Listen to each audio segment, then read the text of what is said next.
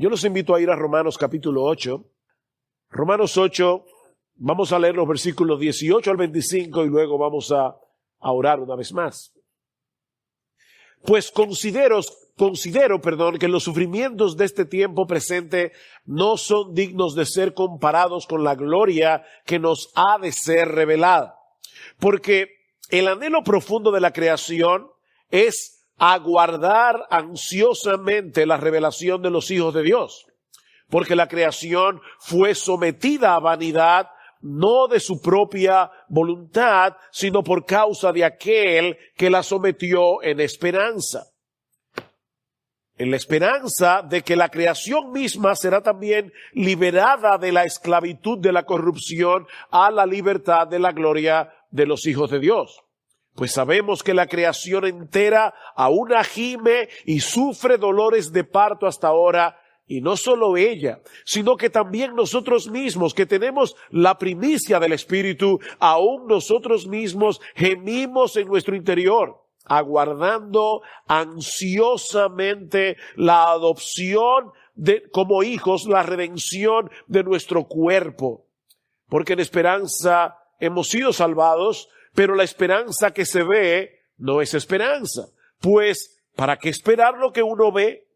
Pero si esperamos lo que no vemos, con paciencia lo aguardamos. Vamos a orar. Señor, de nuevo acudimos a ti, Padre, porque este pasaje que vamos a exponer en la mañana de hoy es tan relevante, es tan pertinente para lo que estamos viviendo como planeta en estos días. Oh Señor, pero háblanos hoy por tu palabra y danos esperanza, Señor. Obra por medio de tu palabra y aún trae arrepentimiento en aquellos que necesitan arrepentimiento, porque te lo suplicamos en el precioso nombre de Jesús. Amén y amén. ¿Alguna vez tú te has preguntado seriamente si vale la pena ser cristiano? Y por favor, seamos honestos al responder esta pregunta. Cuando hemos estado en medio de la aflicción, cuando hemos estado experimentando rechazo y maltrato por causa de nuestra identificación con Cristo, ¿te has sentido tentado a tirar la toalla? ¿O en medio de tu lucha con el pecado que todavía mora en ti? Un verdadero creyente nunca reniega de su Señor. Pero, al igual que Asaf en el Salmo 73, un creyente puede llegar a cuestionarse si en verdad vale la pena todo el sufrimiento, toda la lucha que nosotros encontramos en el camino de la fe. Asaf fue muy honesto y transparente cuando confesó en el Salmo 73 que él llegó a tener envidia de los arrogantes al ver la prosperidad de los impíos. Asaf llegó a un punto en su vida donde él dice: mis pies estuvieron a punto de resbalar. Asaf llegó a pensar que había sido en vano que guardara puro su corazón y que lavara sus manos en inocencia, dice en el versículo 13 del Salmo 73. Verdaderos creyentes pueden llegar a tener esa lucha. Sobre todo cuando ven a los incrédulos haciendo y deshaciendo en una aparente impunidad, como si tuvieran un escudo de protección a su alrededor, a pesar de sus maldades. Y yo vuelvo a preguntar, ¿vale la pena ser cristiano? Si a final de cuentas los creyentes padecen las mismas dificultades que todo el mundo por el hecho de vivir en este mundo caído. Los cristianos no están exentos de ser contagiados por el coronavirus. Los cristianos no están exentos de padecer de problemas respiratorios por causa de este incendio en Duquesa. Es una mala teología y es un escape de la realidad que vemos a diario, pensar que los cristianos somos inmunes a las tragedias que son comunes a los hombres en esta vida. Aparte de que al cristiano se le añade el rechazo y la persecución y el maltrato solo por el hecho de ser cristianos.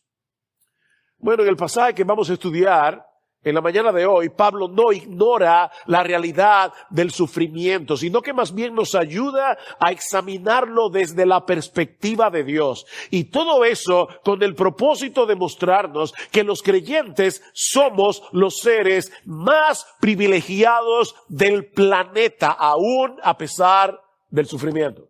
Los creyentes somos los seres más privilegiados del planeta.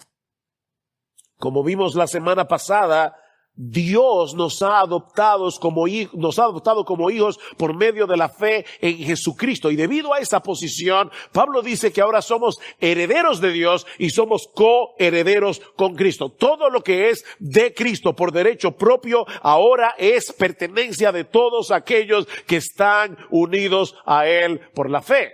Pero, esa promesa tiene una condición en el versículo 17. Vean una vez más el versículo 17 que estudiamos la semana pasada. Y si hijos también herederos, herederos de Dios y coherederos con Cristo, si en verdad padecemos con Él, a fin de que también seamos glorificados con Él.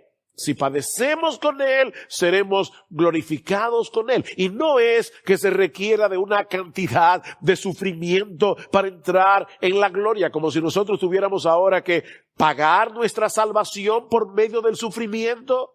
No, mis hermanos, ya Cristo sufrió en la cruz todo lo que era necesario sufrir para pagar el precio de nuestra salvación. Pero somos coherederos con Cristo y por lo tanto participaremos de su gloria, pero también de su sufrimiento. Participaremos de su gloria, pero también de su sufrimiento. Pablo dice en 1 Corintios capítulo 1 versículo 5 que de la manera que abundan en nosotros las aflicciones de Cristo, ¿oíste eso? En nosotros, los cristianos, abundan las aflicciones de Cristo, así también abunda por el mismo Cristo, nuestra consolación. Y en Filipenses capítulo 1, versículo 29, dice que a nosotros se nos ha concedido a causa de Cristo, no solo que creáis en Él, sino también que padezcáis por Él. Es algo que se nos ha concedido como un regalo de gracia. De manera, mis hermanos, que el sufrimiento no es un accidente en la vida del cristiano. El sufrimiento no es un molestoso imprevisto que se aparece cuando menos lo esperamos. El camino que conduce hacia la gloria pasa primero por la cruz. Así fue con Cristo y así lo será sin duda para todos aquellos que están unidos a Él por la fe. Si somos muertos con Él, dice Pablo en 2 Timoteo capítulo 2 versículo 11, también viviremos con Él. Si sufrimos, y literalmente lo que el texto dice es, si soportamos con paciencia hasta el fin, en medio del sufrimiento, también reinaremos con Él. Hay una conexión entre el sufrimiento y la gloria. Mis hermanos, el sufrimiento es el cordón umbilical que nos une al Cristo de gloria que está en los cielos, como dice Sinclair Ferguson, el teólogo escocés. Es el cordón umbilical. El sufrimiento es el cordón umbilical que nos une al Cristo de gloria.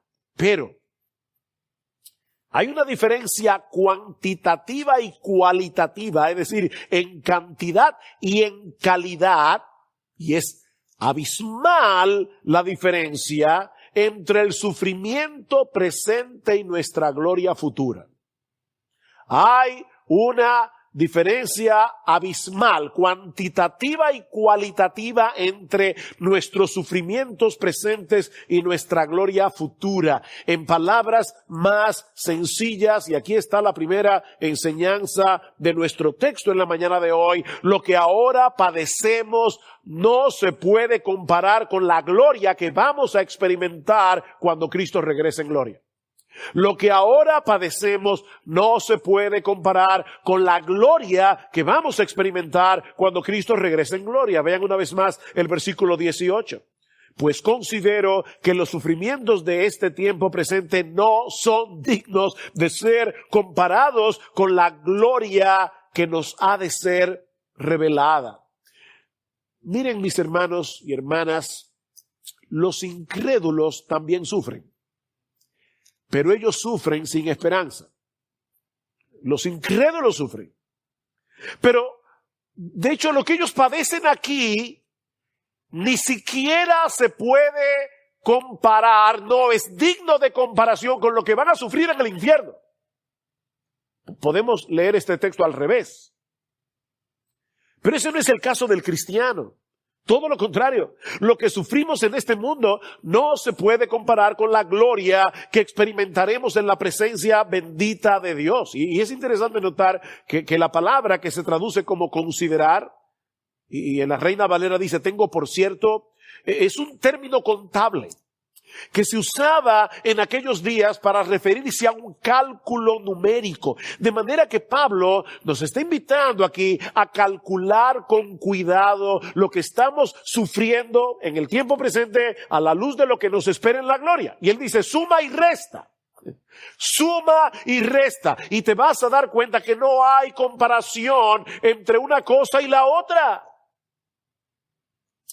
Mira, mi hermano, por grande que sea la aflicción, queda empequeñecida ante las bendiciones que ya tenemos en Cristo, que ya tenemos y que disfrutaremos plenamente en su segunda venida.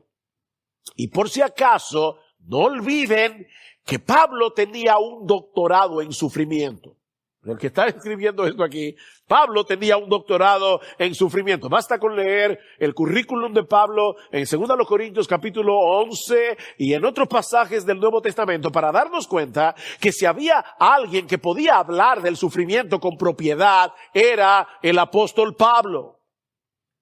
Sin embargo, en 2 Corintios, en esa misma carta donde aparece su currículum de sufrimiento, Pablo nos dice que los creyentes no debemos desmayar bajo el peso de la aflicción. Y aquí está su razón. Porque, aunque nuestro hombre exterior se va desgastando, sin embargo, nuestro hombre interior se renueva de día en día. Pues esta aflicción leve y pasajera, oigan cómo Pablo le llama a todo lo que él mismo sufrió. Lean 2 Corintios 11 y cuando lo lean tengan esta expresión en mente. Es una aflicción leve y pasajera, nos produce un eterno peso de gloria que sobrepasa toda comparación. Lo mismo que dice Romanos 8. Un comentarista, hablando acerca de este texto de 2 Corintios, dice, esa gloria pesa tanto, esa gloria que tendremos pesa tanto, es tan trascendentemente maravillosa que el sufrimiento vuela por el aire como si no pesara en absoluto, en comparación. Y noten que Pablo habla de ese peso de gloria como algo que ya se está produciendo aquí y ahora, en medio del sufrimiento. Sí, esa gloria será revelada en el futuro, dice en el versículo 18 de Romanos 8, porque todavía no estamos en cuerpos glorificados, pero es absolutamente segura para el cristiano, porque Dios nos predestinó desde antes de la fundación del mundo a ser hechos conformes a la imagen de su Hijo, como dice en el versículo 29. Dice en Daniel capítulo 12, versículo 3, que los entendidos resplandecerán como el resplandor del firmamento, y los que enseñan la justicia a la multitud como las estrellas a perpetua eternidad. Y el mismo Señor Jesucristo nos dice al final de la parábola del trigo y la cizaña que los justos resplandecerán como el sol en el reino de su Padre. Miren, mis hermanos, cuando Cristo vuelva, Él transformará el cuerpo de la humillación nuestra para que sea semejante al cuerpo de la gloria suya. Dice Pablo en Filipenses capítulo 3, versículo 21. Esa es la gloria que nos espera a todos y cada uno de aquellos que están en Cristo. Contemplaremos y compartiremos su gloria. Contemplaremos y compartiremos su gloria. Para el mundo, nosotros somos personas comunes y corrientes. Ellos no ven y no hay nada en nosotros. No somos como esos cuadros que se pintaban en el Renacimiento donde los santos tenían una aureola. No, nosotros no tenemos ninguna aureola. Somos personas comunes y corrientes. Pero lo que Pablo está diciendo es que en aquel día será revelada en todo su esplendor nuestra filiación con Dios y el mundo contemplará con asombro quiénes somos en Cristo. Dicen Colosenses capítulo 3, versículo 4, que debido a que Cristo es nuestra vida, cuando Él se manifieste, entonces nosotros también seremos manifestados con Él en gloria. Él es nuestra vida está escondida con Cristo en Dios. Cuando Cristo se revele, cuando Cristo se manifieste, cuando todo el mundo vea que Él es el glorioso Salvador del mundo, nosotros seremos manifestados con Él en gloria. Nuestro estatus como hijos adoptados será públicamente desvelado en aquel día. Y todo el mundo lo verá. Y cuando eso ocurra, todo el cosmos será transformado. Todo el cosmos. Y eso nos lleva a la segunda enseñanza de nuestro texto. En los versículos 19 al 23, Pablo nos dice que la creación está gimiendo con dolores de parto mientras aguarda ansiosamente la revelación de los hijos de Dios. La creación está gimiendo, está con dolores de parto. Versículo 19. Porque el anhelo profundo de la creación es aguardar ansiosamente la revelación de los hijos de Dios. Porque la creación fue sometida a vanidad, no de su propia voluntad, sino por causa de aquel que la sometió, en la esperanza de que la creación misma será también liberada de la esclavitud de la corrupción a la libertad de la gloria de los hijos de Dios. Para poder entender lo que Pablo está diciendo aquí, es necesario que veamos en los primeros 3 capítulos del Génesis el propósito original de Dios, tanto con el hombre como con la creación, y cómo ese propósito quedó temporalmente frustrado por causa del pecado, porque ese es el trasfondo de la enseñanza de Pablo en este texto. Si no entendemos Génesis 1, 2 y 3, no vamos a entender Romanos 8, 19 al 23. Dice en Génesis que luego de crear el escenario en el que Dios habría de hacer un despliegue de su gloria, el planeta Tierra, al 6º día Él crea al hombre a su imagen y semejanza y lo coloca en el huerto del Edén para que el hombre reine como representante de Dios.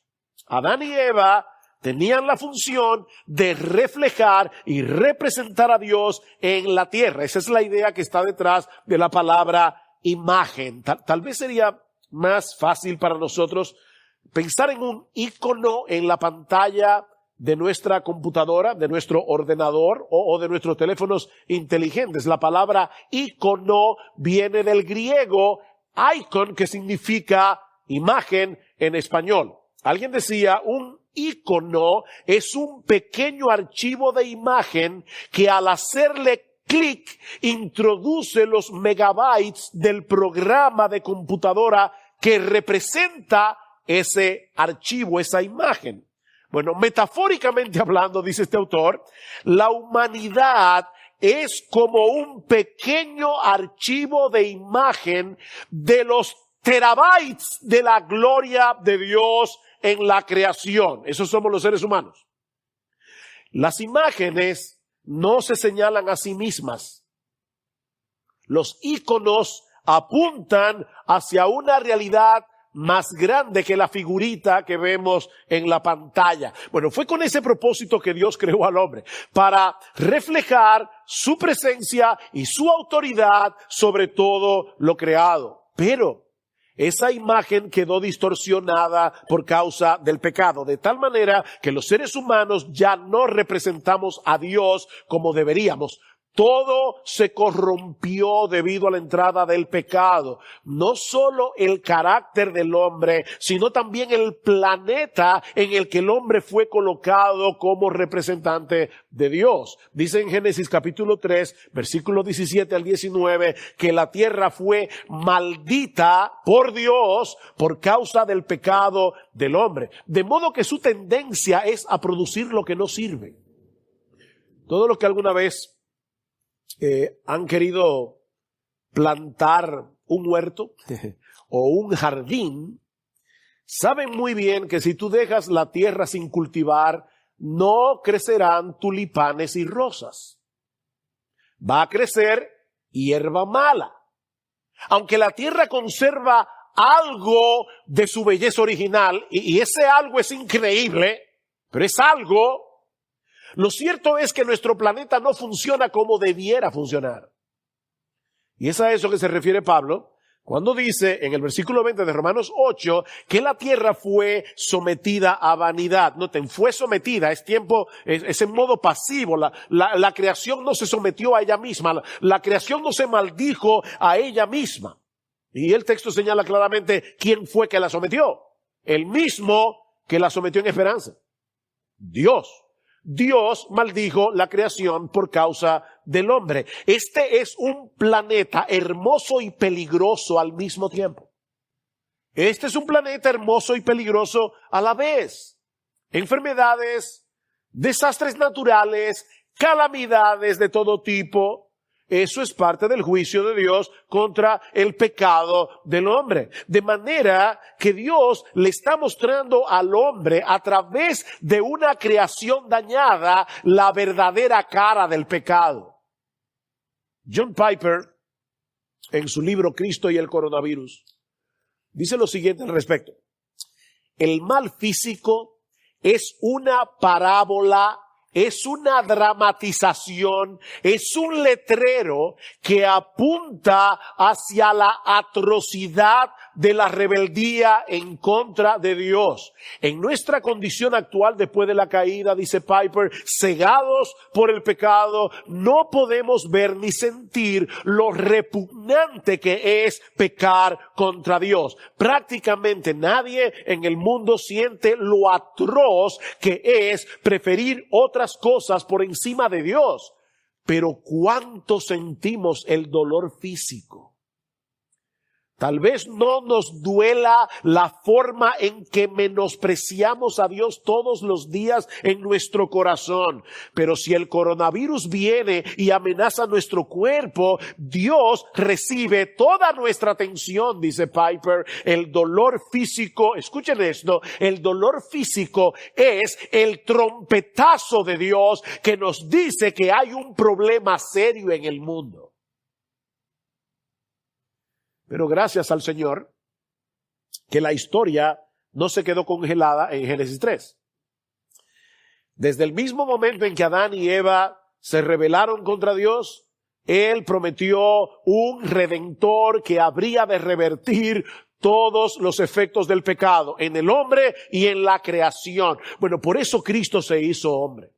Él es la imagen visible, el ícono visible del Dios invisible. Dice Pablo en Colosenses capítulo 1, versículo 15, que por amor a su pueblo murió en una cruz para pagar por nuestros pecados y restaurar en nosotros la imagen de Dios. Es de eso que se trata la santificación progresiva, restaurar en nosotros poco a poco esa imagen que quedó distorsionada en el huerto del Edén.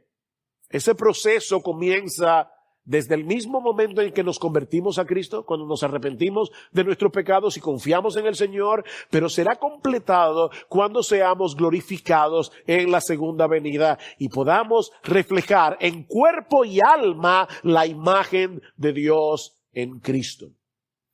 Y como el destino de la naturaleza está ligado al nuestro, el día que eso ocurra, la creación también será liberada de la esclavitud de la corrupción a la libertad de la gloria de los hijos de Dios, dice Pablo en el versículo 21. La creación será transformada para que pueda reflejar, dice John MacArthur, la gloria, la perfección y la gloria que Dios se propuso darle desde el principio. Gloria al Señor, el mismo Dios que sometió la tierra a vanidad, Él mismo le dará su liberación. No son las organizaciones del medio ambiente las que van a hacer eso. No es Greenpeace. Y debo decir, para tener cuidado aquí, que muchas de esas organizaciones están haciendo una labor muy noble. Una labor muy noble. Una labor que debe llevarse a cabo, pero debemos ser realistas. Nadie, hasta que Jesucristo vuelva, nadie podrá revertir de una vez por todas el proceso de decaimiento y corrupción que daña tanto al hombre como al medio ambiente. Eso nadie lo va a detener de una forma total. Es por eso que la creación está aguardando ansiosamente la llegada de ese día. ¿Ven el versículo 19? Porque el anhelo profundo de la creación, ese aguardar ansiosamente la revelación de los hijos de Dios. Pablo está personificando a la creación como alguien que está con la cabeza erguida. Eso es lo que significa la palabra a anhelar profundamente, es estar de puntillas mirando hacia adelante, alguien que está esperando algo con mucha expectación. Y luego en el versículo 22 dice que la creación entera está gimiendo y sufre dolores de parto hasta ahora. Eso quiere decir que sus dolores no son en vano, son dolores de parto, son dolores que anuncian la llegada de una nueva era que está por venir. El dolor de una mujer que está a punto de dar a luz es real, pero no es el mismo tipo de dolor que experimenta un enfermo de cáncer terminal. No es el mismo tipo de dolor. El primero es un dolor que trae vida. El segundo es un dolor que presagia la muerte o que antecede a la muerte. Yo tuve el grandioso privilegio de estar en los 3 partos de mi esposa. En los 3. Y miren, yo puedo decirles que el dolor de una mujer que está a punto de dar a luz es doloroso, valga la redundancia. El dolor de una mujer que está a punto de dar a luz es doloroso. Pero es un dolor en esperanza. Es un dolor que a medida que se intensifica anuncia que el niño está próximo a nacer. Bueno, mis hermanos, y yo les ruego al Señor que a pesar de la cámara y que tú estás en tu casa, por favor escucha esto con atención. Es así como Dios quiere que tú y yo veamos todas las calamidades que ocurren en este mundo. Los volcanes, los tsunamis, los huracanes, los coronavirus, el cáncer, la crueldad del mundo animal, son dolores de parto. Eso no eliminará la realidad del dolor, pero mis hermanos lo pone en perspectiva desde el mismo momento en que nuestro Señor Jesucristo se levantó de la tumba al tercer día. El cosmos quedó preñado de una nueva creación, nuevos cielos y nueva tierra que algún día saldrá a la luz con todo su esplendor. Este cosmos está preñado de una nueva creación. Eso es lo que Pablo está diciendo. Toda corrupción, toda crueldad, todo decaimiento de la creación será removido para dar paso a una creación completamente renovada. Dice en Isaías capítulo 65 que el lobo y el cordero serán apacentados juntos. El lobo y el cordero, y el león comerá paja como el buey, y el polvo será el alimento de la serpiente. No afligirán ni harán mal en todo mi santo monte, dijo Jehová. Cantábamos antes de la predicación: la ciudad de Dios es donde yo quiero estar. Oh, sí, anhelamos que llegue ese día. Y la creación anhela ese día. Pero hasta que ese momento llegue, los creyentes tenemos que aprender a vivir en medio de la tensión de una salvación que ya fue inaugurada, pero que no ha sido consumada.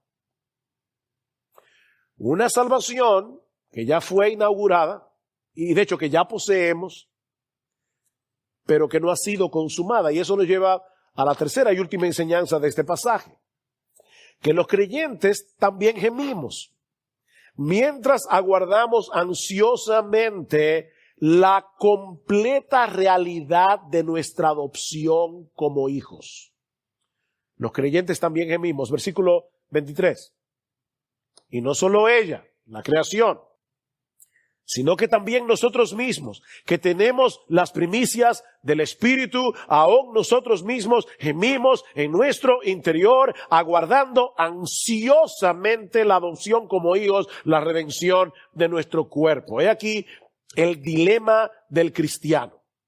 Por un lado, dice Pablo, ya tenemos las primicias del Espíritu, en el sentido de que ya fuimos regenerados, ya fuimos adoptados como hijos, ya el Espíritu Santo habita en nosotros como una garantía, son las arras de nuestra herencia, una garantía de que Dios terminará la obra que empezó desde el momento de nuestra conversión.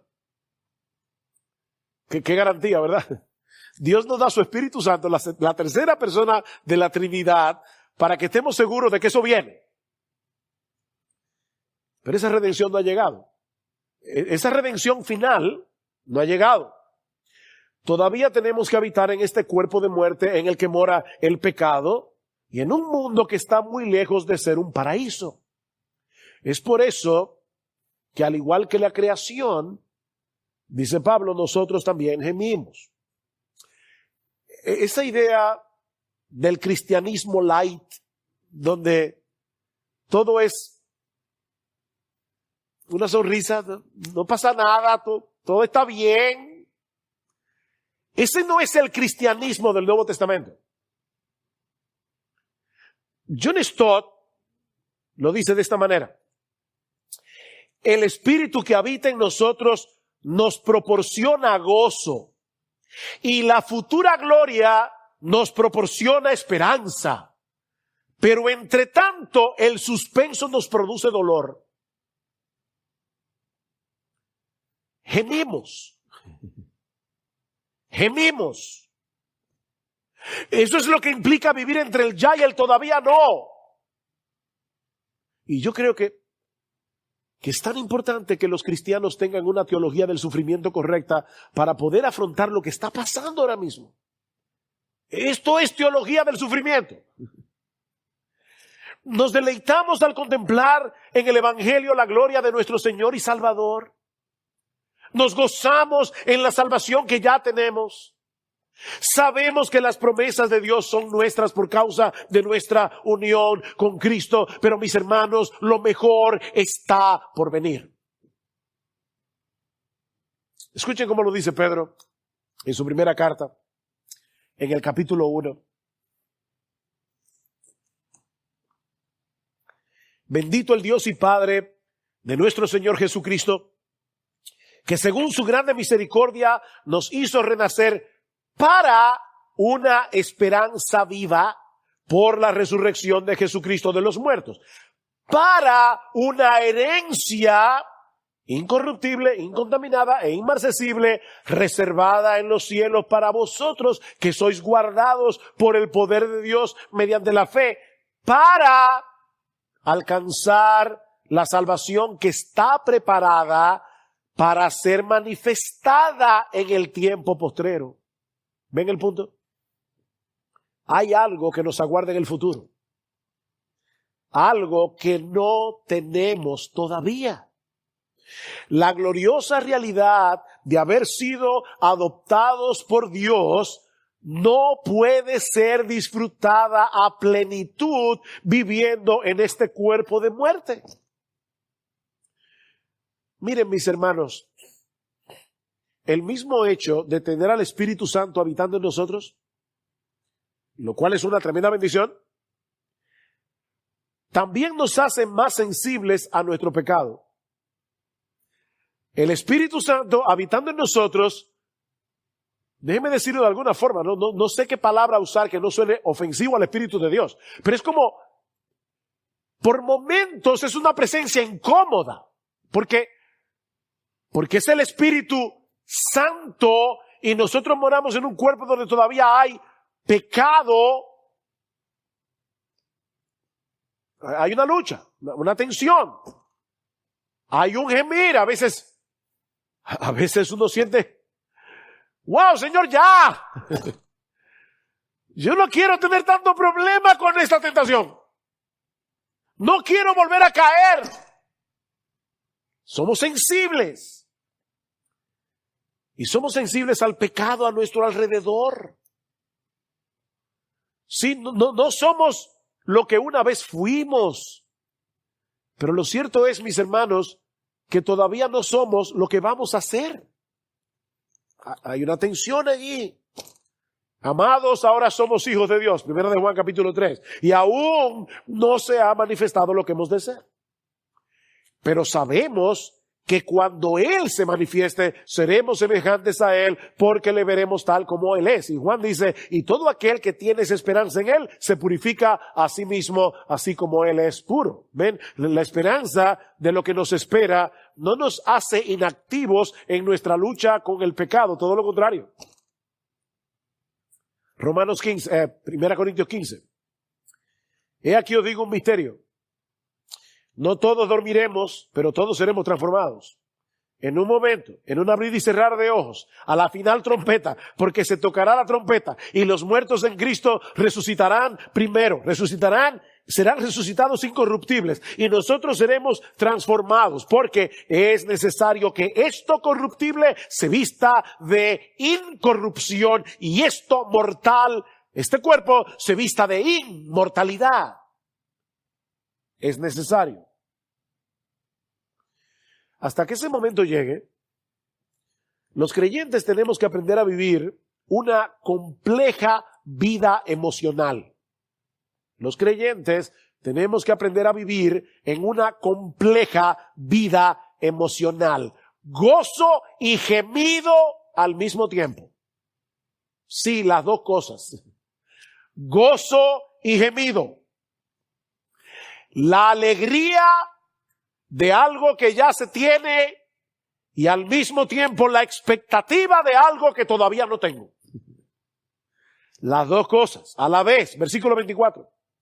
Porque en esperanza hemos sido salvados o hemos sido salvos. Pero la esperanza que se ve no es esperanza, pues ¿por qué esperar lo que uno ve?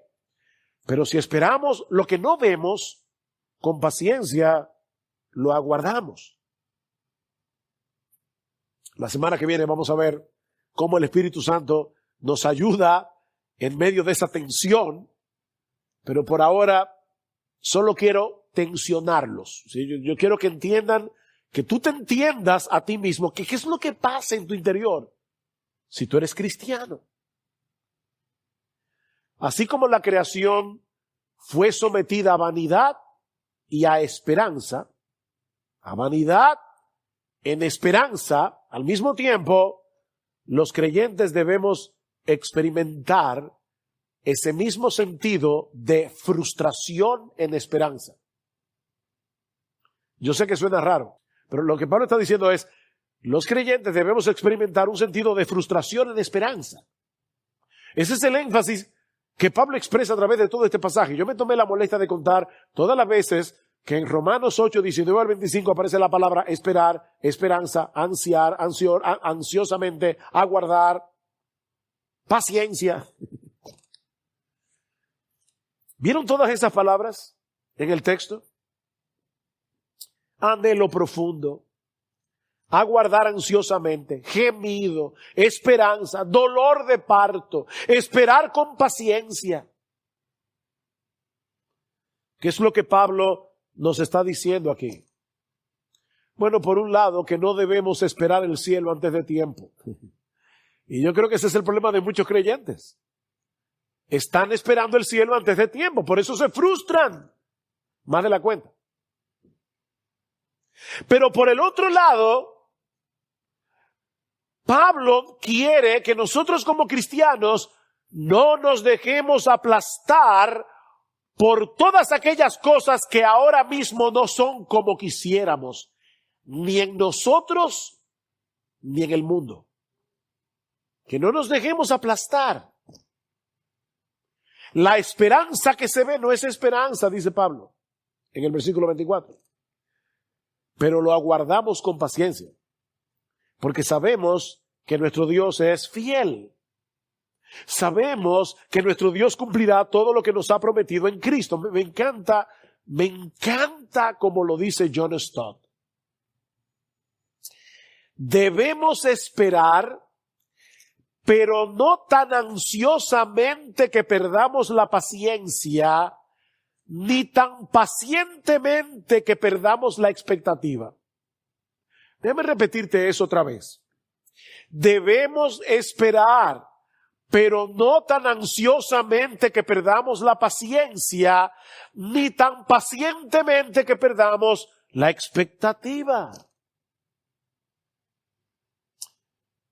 Mira, el coronavirus, esta pandemia, es otro de esos dolores de parto que nos recuerdan, primero, que estamos en un mundo que se encuentra bajo el juicio de Dios. Algunas personas preguntan, ¿es esto una señal de que este mundo está bajo el juicio de Dios? Sí, desde el huerto del Edén. Desde el huerto del Edén está bajo el juicio de Dios. Pero también estos dolores de parto nos recuerdan que un nuevo mundo está por llegar. Mira, mi amigo, si aún no has venido a Cristo en arrepentimiento y fe, tú debes entender que Dios no toma el pecado a la ligera. Es horriblemente atroz que los hombres se hayan rebelado contra Dios y hayan decidido pisotear su gloria para buscar la suya propia. Eso es atroz, eso es horrible. Y Dios, en su bondad, usa el sufrimiento y el dolor para despertar al hombre de su letargo espiritual y llamarlo al arrepentimiento. ¿Recuerdan en Lucas 13 cuando algunas personas le preguntan, Señor, ¿y esa gente que murió, que Pilato mandó a matar, estaban sacrificando y Pilato los mandó a matar en el templo, y aquellos que le cayó la torre de Siloé encima, aquellos galileos, y los mató? Y él dice, ¿y ustedes creen que esos que murieron en el templo o los que murieron en la torre de Siloé eran más pecadores que todos los pecadores? Si no os arrepentís, todos pereceréis igualmente. Lo que el Señor está diciendo allí es, no pienses en el pecado del otro, piensa en tu propio pecado. Porque si no te arrepientes, perecerás. Si no te arrepientes, tendrás que pagar en el infierno. Lo peor para el incrédulo está por venir. No importa cuánto sufre en esta vida. Lo peor está por venir. Arrepiéntate. Y arrepentirse no es otra cosa que un cambio de mentalidad que produce un cambio de vida. De repente te das cuenta que vas en vía contraria, que has vivido toda tu vida de espaldas a Dios y confiando únicamente en tu propia justicia. Y ahora te vuelves hacia Dios, confiando únicamente en la justicia perfecta de Cristo. Y vienes clamando por misericordia, no demandando. Vienes clamando por misericordia y por perdón. El coronavirus es uno de esos letreros que Dios usa para decirle al hombre que es una tragedia poner su esperanza y su deleite en cualquier cosa que no sea Él. Es una tragedia. Ven a Cristo, mi amigo, antes de que sea demasiado tarde, porque lo peor está por venir para ti si no te arrepientes. Pero si eres cristiano, recuerda, mi hermano, que nosotros somos extranjeros y peregrinos en un mundo que no funciona como debiera funcionar. Somos extranjeros. Sigue corriendo en esperanza, haciendo la voluntad de Dios, proclamando el evangelio a un mundo perdido en sus pecados. Sigue sirviéndole al pueblo de Dios en amor, sacrificialmente. Atesora las escrituras, atesora las promesas de Dios que son tuyas en Cristo por causa de nuestra unión con Él. Porque eso es lo que aviva la llama de nuestra pasión por Jesús y por su pueblo. La esperanza por el futuro no nos convierte en personas escapistas como piensan algunos. Todo lo contrario. La esperanza futura nos impulsa a ser apasionadamente activos en el presente para la gloria de Jesús y por el bien de su pueblo elegido. Apasionadamente activos. Así que, mi hermano, toma el telescopio de la Biblia para que puedas ver más allá de las aflicciones presentes, la gloria que nos aguarda cuando nuestro Señor Jesucristo regrese en gloria. Tú y yo necesitamos ese telescopio y mirar por ese telescopio todos los días. Y te vas a dar cuenta, al principio preguntábamos, ¿vale la pena ser cristiano? Te vas a dar cuenta que no solo vale la pena ser cristiano, sino que vivir para Cristo es la única vida que vale la pena ser vivida. Punto. Vivir para Cristo es la única vida que vale la pena ser vivida. Te vas a dar cuenta que el sufrimiento de este tiempo presente no puede ser comparado con la gloria que nos aguarda. Si nos gozamos en Cristo y en nuestra salvación aquí y ahora, nos gozamos en el perdón de nuestros pecados, nos gozamos en ser herederos de Dios, nos gozamos en que ya no hay ninguna condenación para aquellos que están en Cristo Jesús. Pero lo mejor está por venir. Lo mejor está por venir. Y Dios no escatima palabras en su libro para hacernos anhelar la llegada de ese día de la ciudad de Dios. Cuando estemos en su bendita presencia, disfrutando de contemplar y de compartir la gloria de Cristo por los siglos de los siglos. Escucha esta breve descripción que Juan nos da en Apocalipsis 21, con la que ahora ya concluyo. Vi un cielo nuevo y una tierra nueva, porque el primer cielo y la primera tierra pasaron y el mar ya no existía más. Y yo, Juan, vi la santa ciudad, la nueva Jerusalén, descender del cielo de Dios, dispuesta como una esposa ataviada para su marido. Esa es la iglesia. Esa es la iglesia, la ciudad de Dios. La novia del Cordero. Sin pecado, sin corrupción. Hermosa como ninguna novia lo ha sido en ninguna boda del mundo en toda la historia. Y oí una gran voz que decía desde el cielo: he aquí el tabernáculo de Dios con los hombres, y Él morará con ellos, y ellos serán su pueblo, y Dios mismo estará con ellos como su Dios. Enjugará Dios toda lágrima de los ojos de ellos, toda lágrima. Y ya no habrá muerte, ya no habrá muerte. Ni habrá más llanto, ni clamor, ni dolor, porque las primeras cosas pasaron. Esta mañana cuando me levanté como a las 5 de la mañana por el dolor que tenía en la garganta, por causa de todo este humo, y pensaba, Señor, ¿cómo voy a poder predicar tu palabra? Pero Dios es tan bueno, que Él nos da fuerza en la debilidad, sabiendo que algún día ya no habrá dolor, ya no habrá asma, ya no habrá sinusitis, ya no habrá coronavirus, ya no habrá cáncer, ya no habrá diabetes, ya no habrán problemas cardíacos. No habrá más llanto, ni clamor, ni dolor, porque las primeras cosas pasaron.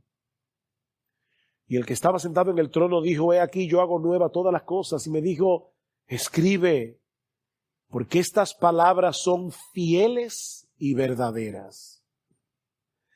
Y me dijo, hecho está, yo soy el alfa y la omega, el principio y el fin. Al que tuviere sed, yo le daré gratuitamente de la fuente del agua de vida. Ya no habrá más frustración. El que venciere heredará todas las cosas. Y no olvides que nosotros somos más que vencedores por medio de aquel que nos amó, no por ti ni por mí. El que venciere heredará todas las cosas, y yo seré su Dios, y él será mi hijo.